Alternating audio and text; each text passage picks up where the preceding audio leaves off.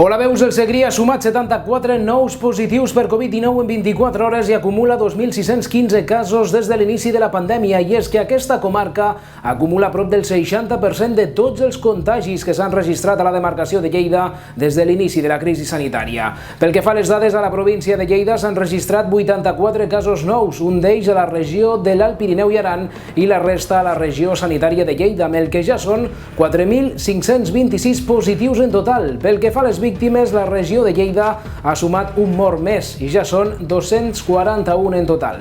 Avui també hem sabut que l'Ajuntament d'Albesa i l'AMPA de l'escola d'aquesta localitat han decidit suspendre el casal d'estiu per prevenció després de detectar-se un cas positiu en una monitora. A més, també s'ha detectat un positiu en una monitora del casal d'estiu de Tàrrega. D'altra banda, 260 professionals sanitaris han respost a la crida del Departament de Salut per treballar a la capital del Segrià i donar suport a l'emergència sanitària. Es tracta tant de sanitaris provinents d'altres centres com de treballadors del mateix Arnau de Vilanova que han renunciat a les seves vacances. Des del Servei Català de la Salut han anunciat que es derivaran pacients crítics a d'altres centres sanitaris catalans en cas que sigui necessari per evitar el col·lapse de l'Hospital Arnau de Vilanova.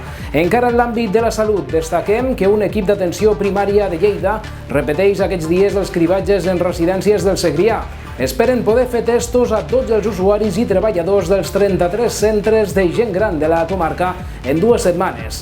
I en l'àmbit educatiu, aquest dimarts ha començat la selectivitat, les proves d'accés a la universitat a la ciutat de Lleida, amb 1.692 alumnes, dels quals 640 s'han hagut de desplaçar des de fora de la comarca confinada del Segrià i han hagut de lliurar un certificat d'autoresponsabilitat als controls.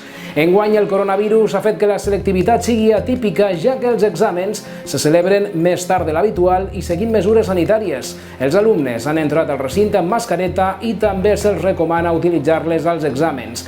Això és tot, gràcies per la vostra atenció. Tota l'actualitat sobre el coronavirus a Lleida la podreu seguir aquí, a les nostres xarxes socials, a La Veu de Lleida. Gràcies per la vostra atenció.